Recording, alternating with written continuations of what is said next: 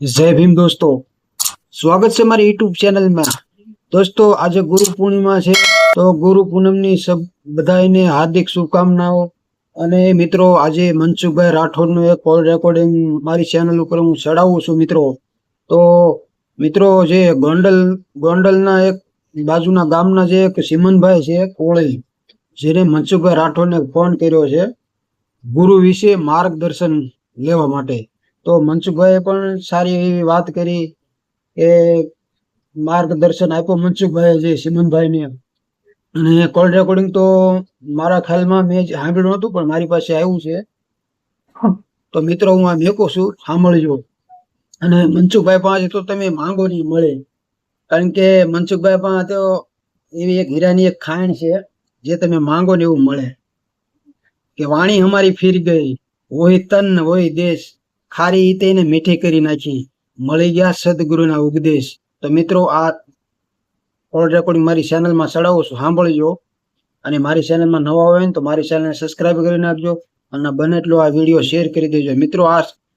આ call recording મારે મેકવું હતું, કારણ કે આજે પૂનમ છે ને, ત્યાં બહુ ગુરુ વિશે જબરદસ્ત ડિબેટ કરી છે મનસુખભાઈ રાઠોડે. તો આખું કોલ રેકોર્ડિંગ સાંભળજો, અને કોલ રેકોર્ડિંગ સાંભળ્યા પછી તમે કોમેન્ટમાં જણાવજો કે તમને કેવું લાગ્યું કોલ રેકોર્ડિંગ. તો સાંભળો આ કોલ રેકોર્ડિંગ. જય ભીમ, નમો બુદ્ધાય. હાલો. હાલો, હા મનસુખભાઈ બોલે છે? હાજી.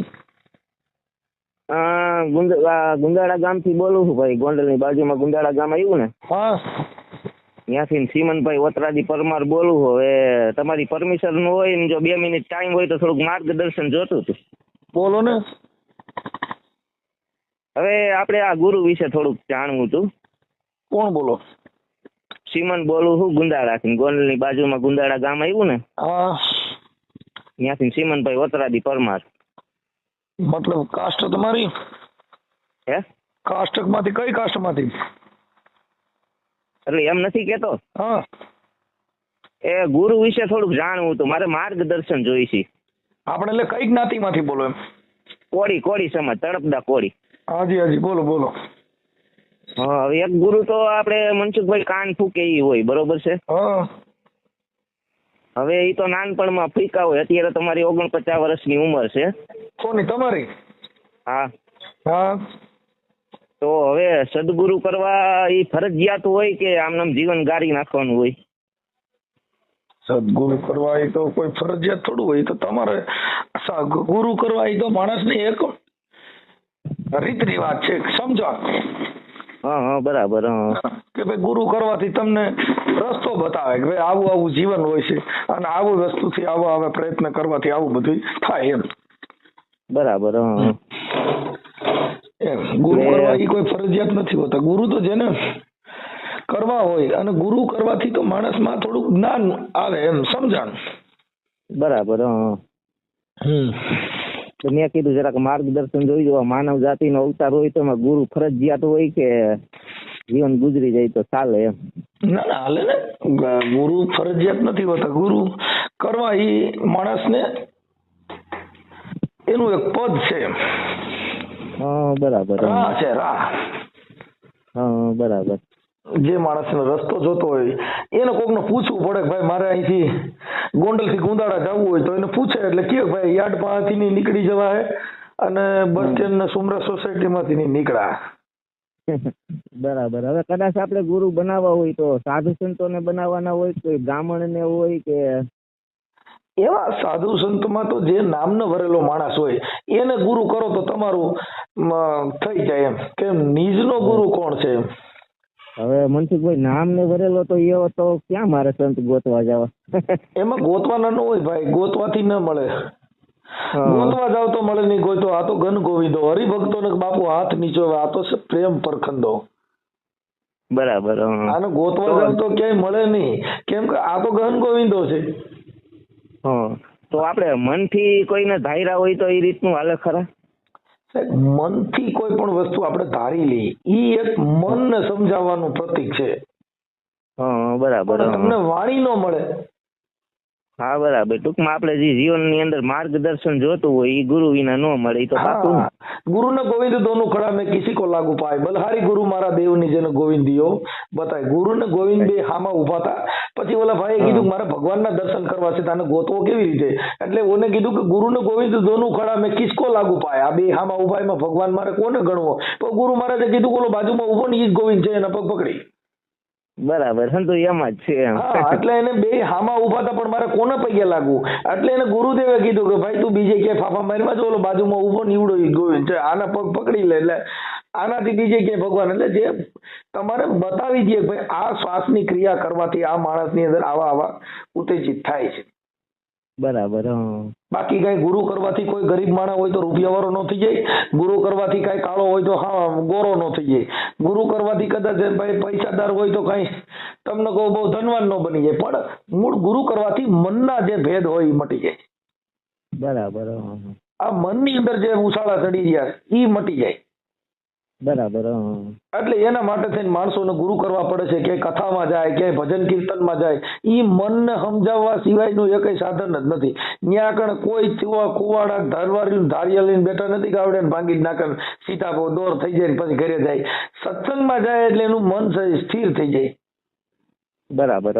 તારા માણસનો સંગ કરવાથી માણસમાં સુધારો આવે. બાપુ કોલસાને ઉજળો કરતા કે બગડ્યા ઉલટાના ચોખા નીર, આ રાકની હારે હાલ્યો જાય નકી નીચ કે જે નકી બગાડ્યા બીજલા. બરાબર. સાચી છે. કોલસાને કદાચ ઉજળો કરવો હોય ને પાણીમાં જઈને મેળો ધોવા તો બાપુ સારું પાણી પીવા જેવું હોય ને એ બગાડે. હા, ઈ ક્યાંય કાયમ ના આવે. સાચું હોય.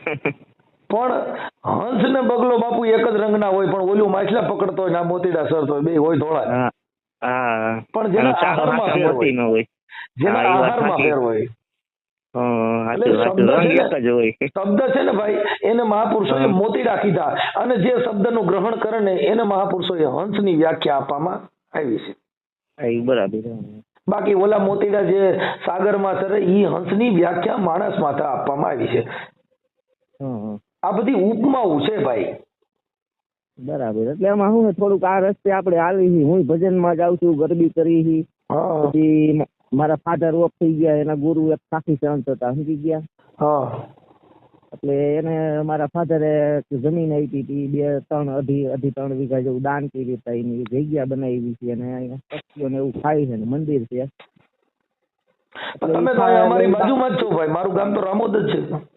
હા, રામોદ જ છે. મારા સસરા હાથરી છે, અમારો રસ્તો જ ન્યા છે. મારા સસરાની વાડી અહીં હા, તો હું તો અહીં બાજુમાં જ રહું છું સાહેબ. હા, એમાં હું તમારા વિડીયો 2-3 દિવસ જોઉં છું, એટલે થોડુંક મગજમાં ઉતર્યું. એટલે કીધું આ તો કીધું બાજુમાં જ છે. હા, એટલે આવું બધું હોય છે ભાઈ. બધાને માણસના છે કઈ મતભેદ છે નહીં, નથી ચાહતા સાહેબ. જાતિમાંથી મતભેદ છે, ગુરુ જ્ઞાનમાં મતભેદ છે, ધર્મમાં મતભેદ છે. આમાં ક્યાંય મતભેદ મેટ્યો ને એવા માણસ અમને ક્યાંય જળી નહીં. તોળલ કે બાપુ અમને અમારા મળે તો અમે પંજો દઈને મળીએ, તોળલ કે અમે કાલાથી વણઝુર ન કરીએ. બરાબર. અમારા મળે તો અમે કે બાપા બધું ભરીને મળી લઈએ. પણ તોરલ કે બાપા અમારી જેવા મળે તો કે અમે પંજો દઈને મળીએ, તોરલ કે અમે કાલાથી વણઝુર ન કરી. હા, દિવાળી ગોતવા ગઈ હતી નથી જડે. હા, એટલે એવા કાલા જો ભેગા થઈ જાય ભાઈ તો એનાથી અમારે શું વણઝુર કરવી? અમારા મળે તો કે બાપુ અમે પંજો દઈને મળીએ. આ મહાપુરુષોની બધી વાતો છે. આ કોઈ અમારા ઘરની કઈ એકઈ વાત નથી. ના ના, એ તો સાચું છે. એ તો તમારા વિડીયોમાં જોયું હતું, એટલે મને જરાક કીધું હાલો મનસુખભાઈ આજે જરાક માર્ગદર્શન લઈ કીધું. તમારે પછી હવે ગુરુ વિશે બીજું શું હતું આ સિવાય? બસ કાંઈ નતું, બસ આજ એટલું જ જાણવું હતું. આ રસ્તે થોડાક આપણે હાલી છીએ, સમજી ગયા મનસુખભાઈ? બરાબર.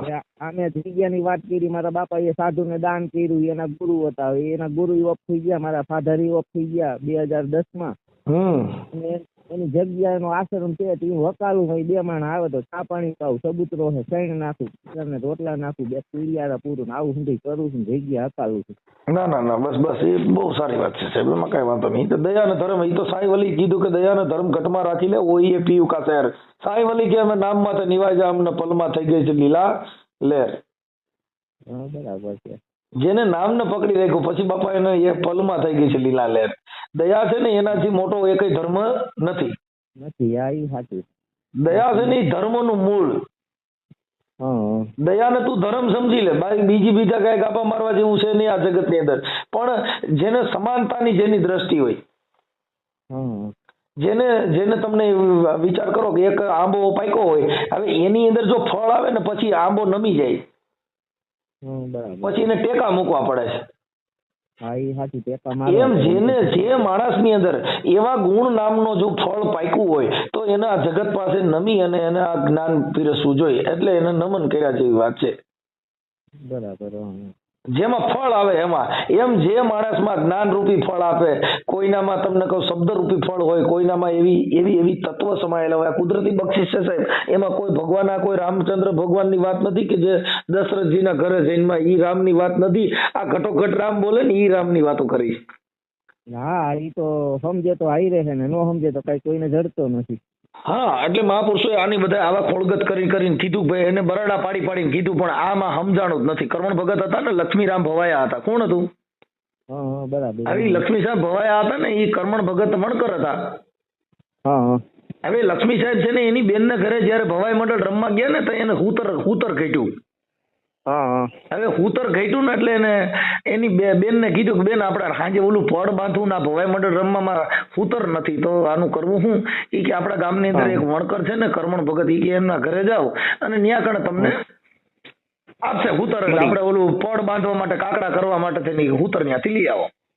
ઈ લક્ષ્મી સાહેબ ભવાયા તમને કહું, ઈ કર્મણ ભગત ના ઘીરે જાય છે, ન્યા જઈને હુતર માંગ્યું કે બાપા અમારે થોડું હુતર જોઈશે. કે બેટા તમારે શું કરવું હુતર ને? ભાઈ આ વૈધું હોય છે હુતર, એને તમારે શું કામમાં લેવું? કે બાપુ અમે ભવાયા છીએ અને આજ અહીંયા તમારા ગામની અંદર અમારા ભવાઈ મંડળ રમવાનું છે.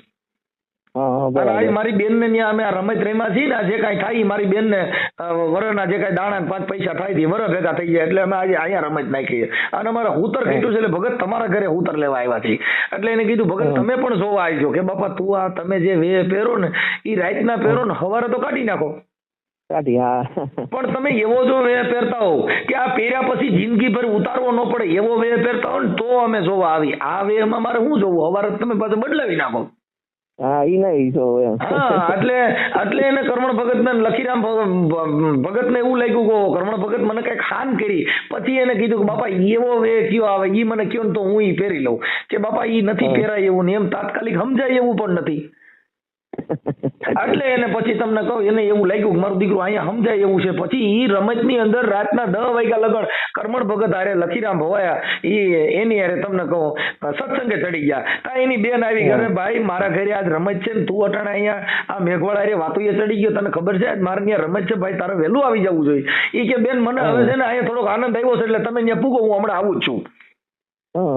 અને એને કર્મણ ભગતે જયારે નામ સમજાવી દીધું ને, આપડા જે ગુરુની વાત કરો છો, ઈ ગુરુના મંત્ર એને સમજાવ્યા. શું કીધું? એને ગુરુ ઉપદેશ લખીરામ ભવાયાને આપી દીધો. અને લક્ષ્મી સાહેબ પછી ઈ ભવાઈ મંડળ ની અંદર નરસિંહ મહેતાનું પાત્ર પહેરી અને એની અંદર રહીમાન ત્યારે પેલું ભજન એને ગાયું કે વર્તાણી આનંદની લીલા મારી બેની મને ભીતર સદગુરુ મળ્યા. બરાબર. સાચું.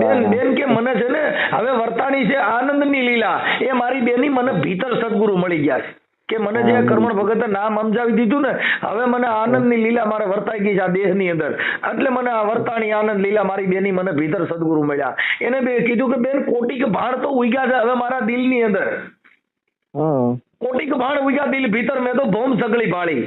ઈ મોલુમાં મારો શ્યામ બિરાજે બેન કે મને ત્રિકુટીમાં લાગી ગઈ હવે મને તાળી. એ મારી બેની મને ભીતર સદગુરુ મળી ગયા. સાહેબ જેને આ સદગુરુ મળી જાય ને પછી એને બાપા કોટિક ભાણ અંદરથી મંડળ ઉગવા. ઓટોમેટિક અંદર થી ને જુગાવો કરે. બહારની વસ્તુ એને ટૂંકમાં કઈ દેખાય નહીં. બસ એટલે એને જ્યાં લગણ આંતરિક ભાવ ન જાગ્યો હોય ત્યાં લગણ બાહ્ય ભાવ બધો છે ઈ એક રંગ રોગાન છે સાહેબ. આપણે કોઈને લલોપાટ કરીને આવો બાપા ઢીકડો બાપા, પણ એનો આંતરિક ભાવ નથી. આંતરિક જો ભાવ હોય તો આ જગતમાં ક્યાંય ભગવાન વિયોગ્યો નથી. ભગવાન એટલે એક અલૌકિક શક્તિ છે. ઈ શક્તિ જ્યાં કામ કરતી હોય ત્યાં બાપા હોલ વિશ્વ સામે પડે ને તો એનું કાંઈ આવતું નથી. કેમ કે અલૌકિક શક્તિ કામ કરે, ત્યાં આ શક્તિ શું કરે એવું મહાપુરુષો કહી ગયા. ભાઈ આમાં અમારા ઘરની વાતો નથી. ના એ સાચું મનસુખભાઈ.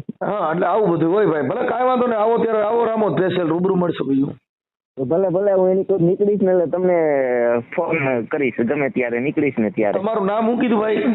ચીમનભાઈ ઓતરાદી પરમાર.